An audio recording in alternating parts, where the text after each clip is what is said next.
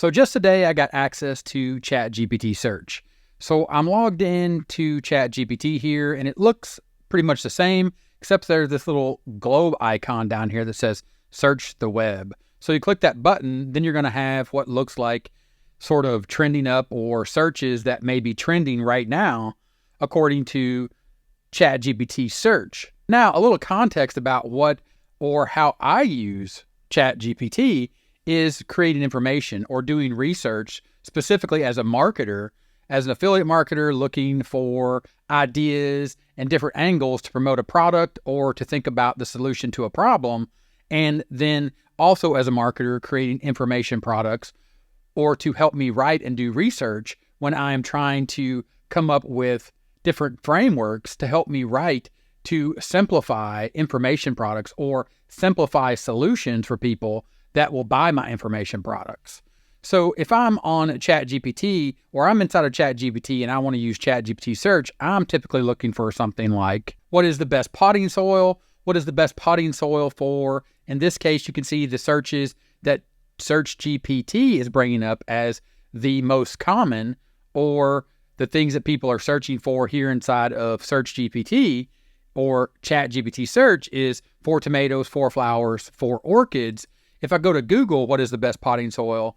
This is pulling from what we understand and what we know about Google right now, and the way that we've come to understand and use Google is these are the most popular searches from everyone using Google. So what is the best potting soil for indoor plants, succulents, Christmas tree, or Christmas cactus? Of course, Christmas is right around the corner as I'm shooting this video. Orchids, houseplants, aloe vera, spider plants, peace lily, African violets. So if I was to say, what is the best potting soil for strawberries, because I want to write an information product or I'm doing research around a product that is about growing better, bigger strawberries inside a potting soil, say in a rooftop garden, then this is what I'm searching for. So what is the result from Google for that search? Typically, now you have the AI or the Search Labs AI overview. If you're a member of that, that's part of Google Search Labs, or Search Labs is experimental things that I'm a member of here inside of my account for 30-minute marketing. But typically what people are going to see are products, sponsored products, because they're looking for the best potting soil to buy. And here you can see Walmart, Amazon.com, and even looks like this is a book maybe on Etsy. It may actually be potting soil that's being sold on Etsy. But then you also have People Also Ask. Then you have Quora. Then you have all the results. You also have the video results, as well as, of course, Reddit. But then you get into Old Farmer's Almanac, and then GrowVeg.com, Miracle Grow, which is a brand that creates products to garden better. Then you have images down here. And then, of course, people also search for, and then a listing of page 2, page 3, page 4, page 5, where information goes to die, typically on Google, right? Or that's the way we typically have understood this as a user of Google. So when I go back to search and use the Search GPT or ChatGPT search, and I say, what is the best potting soil for strawberries? And I go ahead and hit go, what is that going to look like? But also, before we take a look at that, let's go back and let's think about this. If I open up an incognito window and I'm just using Google in my day-to-day activities, and for example, if I say, what time does Walmart close? You know, this is the kind of thing that I would be searching for on my phone, or if I actually put in what time does Walmart close, or if I was to use, Google on my phone, I'm thinking, I want real-time information about what's going on in my local area or different questions. So, think about that as well when you're looking at this result, and think about the context of the way I started this video and me as a marketer here showing you how I use it, because my focus is creating information or creating solutions and then creating information products that simplify those solutions. So then I asked ChatGPT, and then this is the search result. What is the best potting soil for strawberries? It kicks off with an AI answer, and it's giving me this answer about what is the best potting soil, but it starts off with a little narrative, kind of like if you were to go directly to a blog post. If you were doing a Google search and you clicked on that first result, this is ChatGPT just giving you the information. To cultivate heavily or healthy and productive strawberry plants in containers, it's essential to use a well-draining, nutrient-rich potting mix with an slightly acidic pH between 5.5 and 6.8. Strawberries thrive in soil that retains moisture without becoming waterlogged. Then it gives you some recommendations for potting mixes. But look, it actually pulled up the searches, or it's linking you out to the reference that it pulled this information from, and it's Bob Villa. And you can scroll down here and you have done for you potting mix recipe. And again, it's linking out to a website.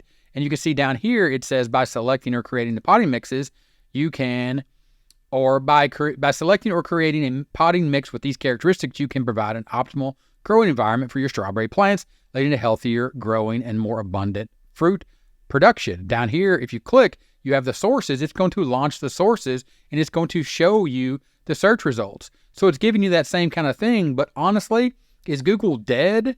It's giving you the citations, and it's going to link you out to this. Is Google dead for the regular common person? No, it's not. So if you're watching this and you're not a content creator, or you're not a marketer, and your focus is not creating information products or using ChatGPT for some type of search, then Search GPT or ChatGPT search isn't going to take over Google. I think this is very good. I think this is the next evolution of ChatGPT, giving you and citing these references or these sources as citations, and then giving you this search result over here. But, you know, if you were to come in here and you were to look for something like, what is the best vacuum for pet hair, and we take a look at that, and then we take this, and let's just copy this and go see what Google has to say about that. You can see here that this is a little different, and it's showing you more like a traditional search or more product-based, because it's focused on the vacuum that is the best. The one vacuum that's picking the vacuum. Over here in the citations, or if you come down and click sources, it's going to show it over here in the right-hand pane. But again, you know, what are you doing these searches for?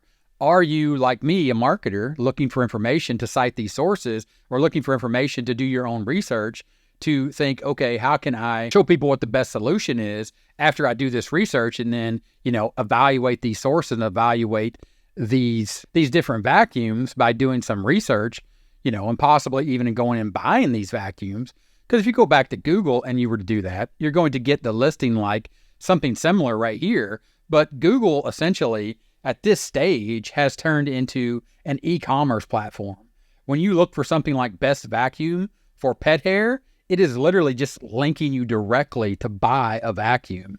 Now, yeah, there are the results down here like we saw in ChatGPT, but Google is not a search engine anymore in the way that you look at what ChatGPT search has given me, or my impression of ChatGPT search. The reason that I use ChatGPT is to dig and go deep into information, and then to look for sources of those information and go back and find those sources, which before, you know, you would use ChatGPT, or I would use ChatGPT to get answers like this, or specifically for like this best potting soil for strawberries. And then I would take that information and then I would go do research in Google past the e-commerce or the ads of just linking me to the product like you saw in the potting soil, and then actually go and read the articles. And then as a person doing SEO, this is what you're looking at. You're looking at the results, and of course things like Forbes and Reddit and New York Magazine, you know, not really being a vacuum authority or an authority site for vacuums, if anyone really is. So how does that work? What's it look like? This is my first impression. That's what I wanted to show you in ChatGPT, that if you just go to ChatGPT and you click new chat, it's going to pop up, what can I help you with? Now, instead of just messaging ChatGPT to get information. So for example, if I was to enter that same prompt, what is the best potting soil for strawberries, without searching the web and just a traditional chat with ChatGPT, what's it going to look like? It's going to go through and it's going to give me just that standard output with the information, and it's not going to cite the sources. I actually have to come down here and click the search the web button to interface with the search engine, if you will, that is now built into ChatGPT. Let me know what you think in the comments, how you use it, if you use it, and I'll see you in the next video. Bye.